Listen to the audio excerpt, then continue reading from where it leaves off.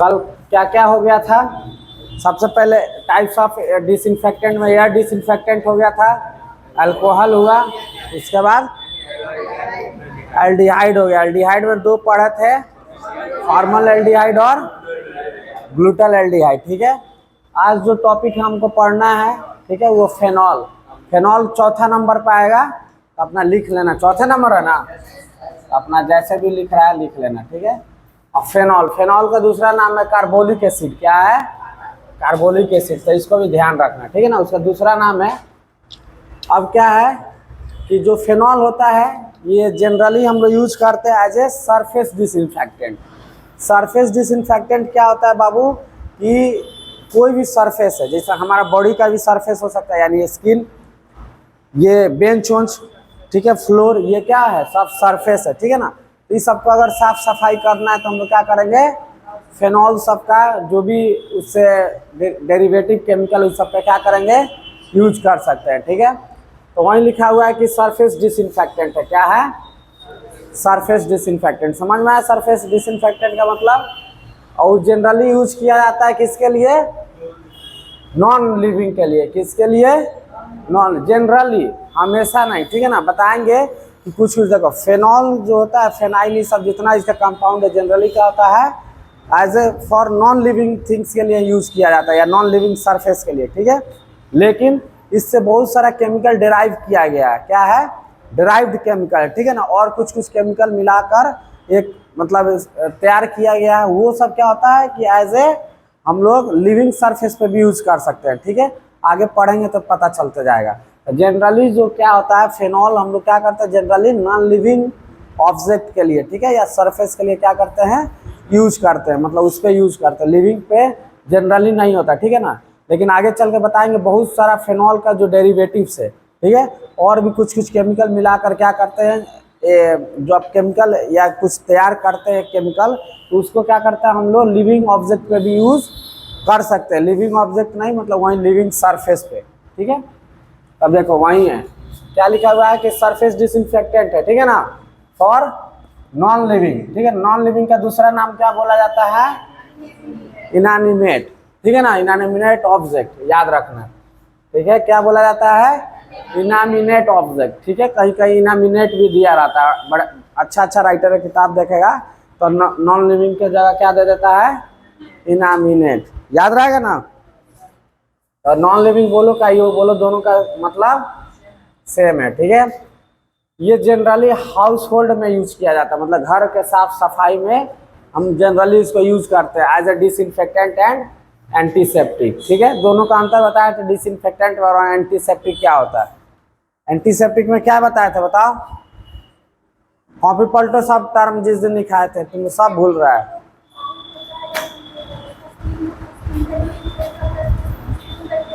उससे ग्रोथ को रोकना रहता है। ठीक है, ठीक है, कुछ नहीं पढ़ता है तुम लोग। देखो हाउस होल्ड में क्या एज ए डिसइंफेक्टेंट और एंटीसेप्टिक यूज करते हैं। ठीक है, उसके बाद है used in the form of, अब किस किस फॉर्म में यूज होता है, तो सबसे पहले फ्लोर क्लीनर, ये साफ सफाई फेनॉल को डालकर हम लोग करते हैं फ्लोर ये सबको। ठीक है, माउथ वॉश में भी यूज करते हैं, किसमें? Mouth wash. और सरफेस क्लीनर, अब सरफेस क्लीनर में क्या क्या हो सकता है, लिविंग नॉन लिविंग। बताएं कि बहुत सारा जो केमिकल होता है, ठीक है ना, इसको मिटा दो, ठीक है, रहने दो, इसको हम बाद में समझाएंगे, इसको मत लिखना। ठीक है, यहाँ पे, ठीक है, अभी याद करो सिर्फ कि फ्लोर क्लीनर, माउथ वॉश और सरफेस क्लीनर क्या होता है, यूज होता है। ठीक है, अब तो बोलेगा सर माउथ वॉश तो लिविंग में आ गया, तो बताएंगे आगे चल के क्या होता है, बहुत सारा केमिकल से डिराइव किया गया है। ठीक है, तो फेनोलिक कंपाउंड रहता है, और भी एक दो छोटा मोटा केमिकल को क्या करता है, ऐड करता है, लेकिन ज़्यादा मात्रा में क्या होता है, इसी का रहता है, फेनॉल का ही रहता है। ठीक है, तो इसको यूज करता है। अब देखो phenolic solutions are corrosive in nature, कैसा होता है, तो इसका क्या हो गया, डिसएडवांटेज। क्या हो गया,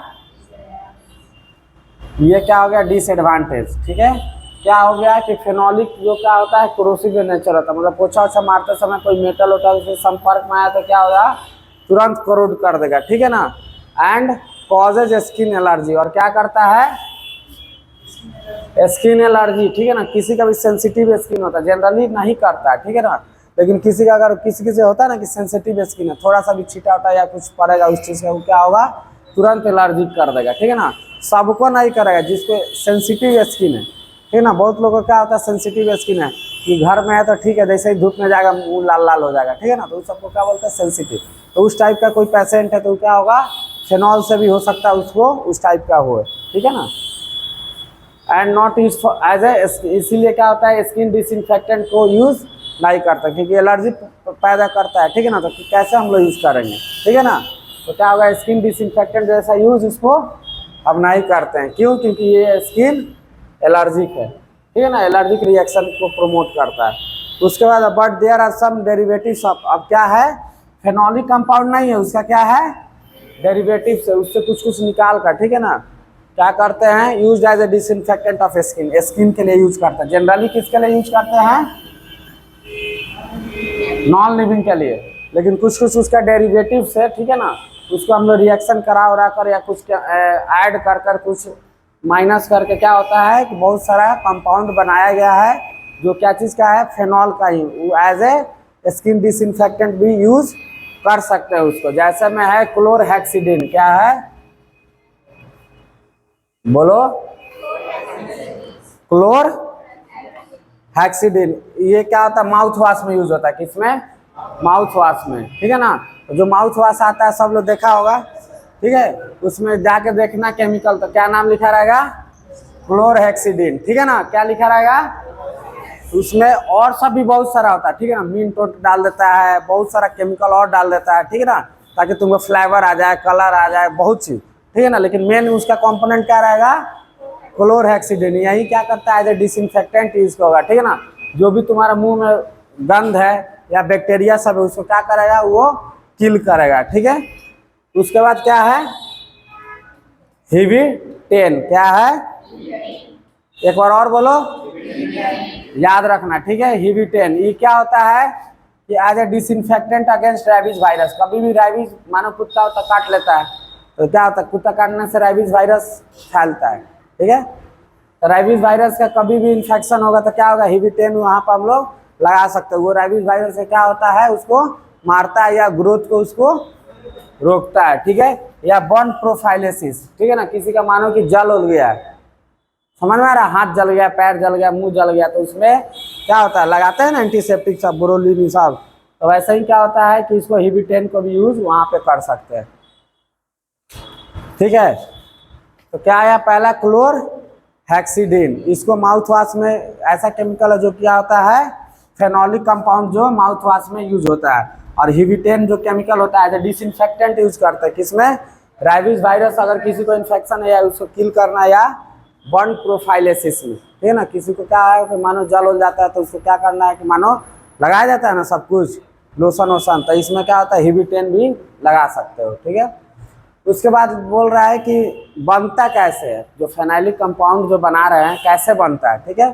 तो फेनॉल क्या होता है, किससे बनता है, कोल्टार से, कोयला वाला देखा होगा, ये सब जो बनता है, कोल्टार देखा है, अलकतरा उलकतरा, उसी से क्या होता है, फेनॉल बनता है। उसको क्या किया जाता है, 170 से लेकर 270 के बीच में इसको हीट किया जाता है, क्या किया जाता है, हीट करेगा। उसके बाद उसका डिस्टिलेशन किया जाता है, क्या चीज, डिस्टिलेशन करके इसको क्या होता है, प्रोडक्शन होता है। तो ये कैसे बनता है समझ में आया, फेनोलिक कंपाउंड क्या होता है, डिस्टिलेशन ऑफ कोल्टार, ठीक है ना। कोल्टार को क्या करता है, डिस्टिल कर कर उसको उससे निकाला जाता है, ठीक है ना, कितना टेम्परेचर पर, 170 से 270 डिग्री सेंटीग्रेड तक, ठीक है।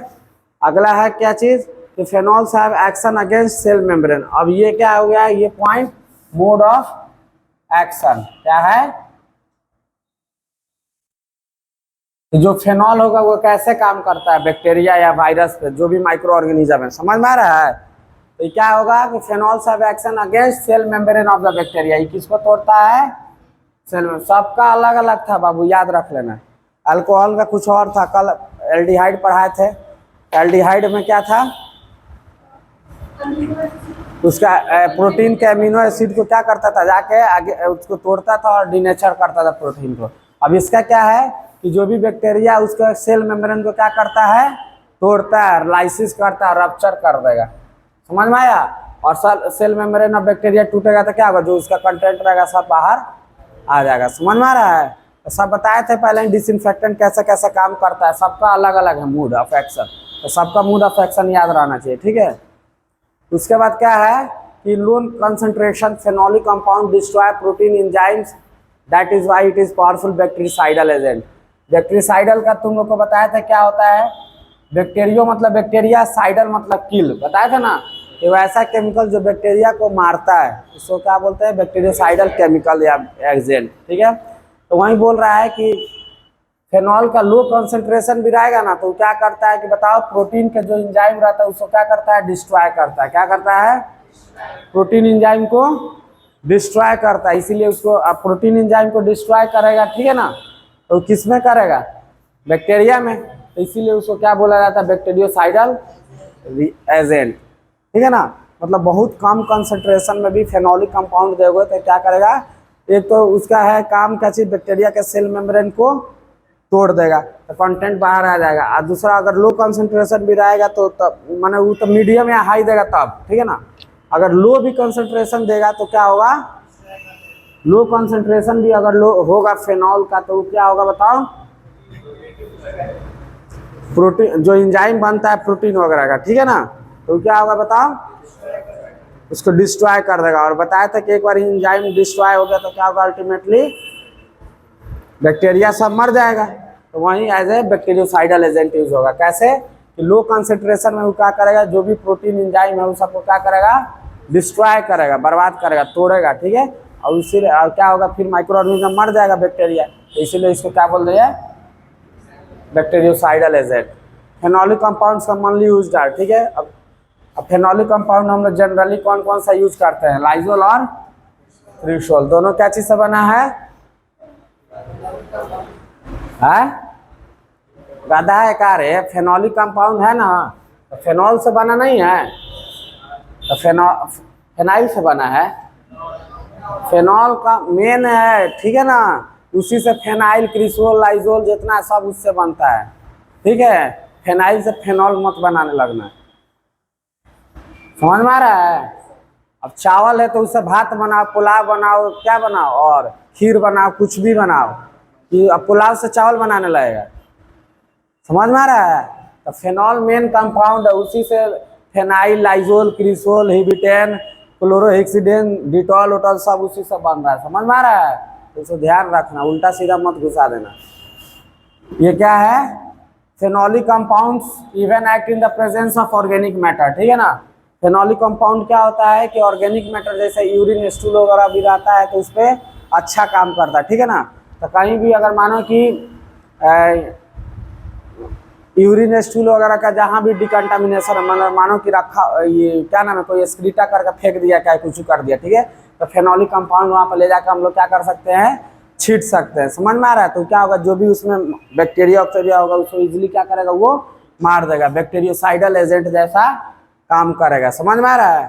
तो वही है कि फेनोलिक कंपाउंड क्या होता है कि अगर ऑर्गेनिक मैटर भी रहेगा, ठीक है ना, ये हो गया है। उसके बाद मानो कि सब्जी का कचरा उचरा जो निकलता है, छिलना उलना, उसको कहीं फेंक देगा, सड़ गल रहा है, ठीक है ना, तो वहाँ पर बैक्टीरिया वैक्टीरिया ग्रोथ होगा, तो वहाँ पर भी क्या होगा, फेनॉल उनॉल का कंपाउंड कोई भी फेंक देगा, मतलब वहाँ पर डालेगा तो क्या होगा, बैक्टीरिया सबको इजिली मार देगा, ठीक है ना। तो वहीं लिखा हुआ है कि ऑर्गेनिक मैटर स्टूल यूरिन सब भी वही क्या करता है, इफेक्टिव हो रहता है।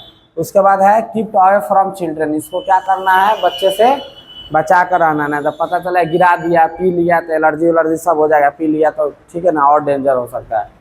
उसके बाद क्या है, एग्जाम्पल ऑफ सब फेनोलिक कंपाउंड।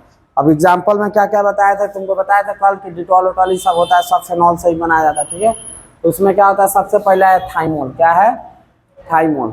आगे चल के जो भी एमएलटी वाला है उसको जितना भी तुम लोग को बताएंगे एज ए प्रिजर्वेटिव, ठीक है ना। तो यूरिन सब में क्या होता है, थाइमोल बहुत बड़ा मतलब प्रिजर्वेटिव, मतलब बहुत ज़्यादा उसका रोल है प्रिजर्वेटिव में, किसका, थाइमोल का, ठीक है ना। तो वो क्या है, ब्रॉड स्पेक्ट्रम डिसइंफेक्टेंट है। ब्रॉड स्पेक्ट्रम का मतलब बताए थे कि जितना भी बैक्टीरिया वायरस है, जो भी माइक्रो ऑर्गेनिज्म है, सबके अगेंस्ट क्या रहता है, बोलो, मुंह सीधा बंद कर लेता गधा सब। ब्रॉड स्पेक्ट्रम मतलब क्या बताए थे, उठा के सबको एक एक झापड़ मारेंगे, समझा। ब्रॉड स्पेक्ट्रम मतलब बताए थे कि जो भी माइक्रो ऑर्गेनिज्म है उसके अगेंस्ट सबके अगेंस्ट क्या करेगा, थोड़ा थोड़ा इफेक्टिव रहेगा, ठीक है ना, सबको थोड़ा थोड़ा मारेगा। नहीं बताए थे? एक के वो बात को डेली डेली बताना पड़ रहा, सीधे मुंह बात देता है, ठीक है। तो थाइमोल क्या होगा, ब्रॉड स्पेक्ट्रम डिसइंफेक्टेंट है, ठीक है ना। वो क्या होगा कि कोई भी बैक्टीरिया होगा, फंगस होगा, वायरस होगा, तो थोड़ा बहुत सबके सब क्या होगा, इफेक्टिव होगा, ठीक है ना। वो सबको क्या होगा, थोड़ा बहुत किल करेगा, ठीक है ना। तो उसी को ना ब्रॉड स्पेक्ट्रम, नैरो स्पेक्ट्रम बताए थे। नैरो में बताया था कि कुछ कुछ खास माइक्रो ऑर्गेनिज्म होगा या बैक्टीरिया का ग्रुप होगा, उसी को मारेगा। अब ब्रॉड मतलब हुआ कि ग्राम पॉजिटिव निगेटिव, ठीक है ना, सबको मारेगा, तो उसको ब्रॉड स्पेक्ट्रम बोल दिए थे। और जो सिर्फ मानो कि ग्रुप ऑफ बैक्टीरिया को मार रहा है, ठीक है ना, 100 गो में से मानो 5 को मार रहा है, उसको क्या होगा, नैरो हो गया। और जो 100 गो में से मानो कि 90 को 85 को मार दिया, ब्रॉड स्पेक्ट्रम हो गया। ये सब डेली डेली समझाना पड़ रहा है ना तुम लोग को, तो ये धोलाएगा तुम लोग देखना अच्छा से, ठीक है। माहौल बन रहा है, 2-3 दिन से बन रहा है ना, एक दिन धाक अब धोबला झाड़ेंगे तुम लोग का, बहुत हो गया। अब दूसरा क्या है, बोलो। मुंह में दही जमा हुआ, नहीं बोलेगा? क्या है, क्लोरोजाइलिनॉल, ठीक है ना। उसका डिटॉल का ये क्या है, कंपोनेंट, मतलब डिटॉल में ये केमिकल पाया जाता है, ठीक है ना, फेनॉल का डेरिवेटिव से, ठीक है ना। डिटॉल में ये क्या होगा, फेनोलिक कंपाउंड रहता है, ठीक है ना। तो डिटॉल को अब कहाँ कहाँ यूज करते हैं, as a antiseptic and disinfectant. Antiseptic में बताया था कि क्या होता है, कोई भी लिविंग टिश्यू पे, बोलो, क्लीन करते हैं, ठीक है, बैक्टीरिया और तो क्या करते हैं, ग्रोथ को या उसको मारते हैं। और डिसइंफेक्टेंट मतलब बता दिए, ठीक है ना, बैक्टीरिया ग्रोथ को रोकते हैं। तो लिविंग हो गया, और लिविंग नॉन लिविंग कुछ में, ठीक है। तो लिविंग के लिए भी यूज करते हैं, नॉन लिविंग के लिए भी होता है ना डिटॉल यूज। तो इसमें कौन सा रहता है केमिकल, क्या, क्लोरो ऑक्सी। तो याद रखना, ठीक है ना। अब कल से तुम लोग कभी भी मारपीट स्टार्ट हो सकता है, बुला के यहाँ पर मारेंगे कैमरा के सामने, याद रखना, ठीक है ना। जितना पढ़ा रहे हैं एक एक डिसइंफेक्टेंट स्टेरिलाइजेशन पढ़ कर आओ, जिससे मन होगा पूछेंगे, यहाँ पर आके मारेंगे, फिर रिकॉर्ड रहेगा तुम लोग का, ठीक है। बहुत मजाक हो गया तुम लोग के साथ, डेली बोलते हैं, डेली आके खाले सीधे मुंह बा देता है कि यहाँ क्या बताएं। तो थाइमोल क्लोरो क्या हो गया, क्लोरो ऑक्सीनॉल। तो ये कहाँ कंपाउंड मिलेगा बताओ, डिटॉल में। माउथ वॉश में कौन रहता है, क्लोरहेक्सिडन, ठीक है ना। हिबिटेन कहाँ होता है बताओ, बॉन्ड प्रोफाइलेसिस में, रेबीज वायरस। तो सबका याद होना चाहिए कौन कंपाउंड कहाँ पे इंपॉर्टेंट है, ठीक है ना। एक है एमाइल मेटाक्रिसोल, क्या है, एमाइल मेटाक्रिसोल। नाम स्ट्रिप्सिल्स सब लोग खाया होगा, स्ट्रिप्सिल्स खाया है। थ्रोट इन्फेक्शन होता है यहाँ पे, तो स्ट्रिप्सिल्स आता है ना, 2-3 रुपए का मिलता है, सब खाता है। तो उसमें कौन सा केमिकल रहता है, एमाइल मेटाक्रिसोल। तो वो क्या है, एज ए डिसइंफेक्टेंट होता है ना यूज। तो थ्रोट में इन्फेक्शन हुआ तो हम उसीलिए ना खाते हैं कि थोड़ा खराश वराश ठीक कर दे, ठीक है। तो उसमें कौन पूछेगा कि स्ट्रिप्सिल्स में कौन केमिकल रहता है या कौन compound, amyl metacresol. Tablet form में रहता है, खाया जाता है थ्रोट इन्फेक्शन के केस में, ठीक है ना। तो ये सब एक एक लाइन तुम लोग को याद रहना चाहिए ना, तो बहुत अब मजाक हो गया, ठीक है ना। यहाँ पर बुला के मारेंगे सबको, एक एक वर्ड इतना बार 50 बार आ रहा है, बैक्टीरियोसाइडल, ब्रॉड स्पेक्ट्रम, एक एक चीज, डिसइंफेक्टेंट, एंटीसेप्टिक, पूछने पर सीधे मुंह बा दे रहा है। ये समझ में आया।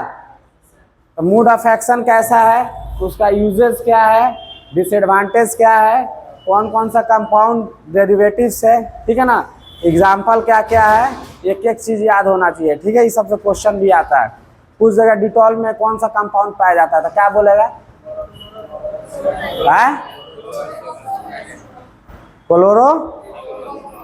क्लोरो ऑक्सीनॉल, ठीक है।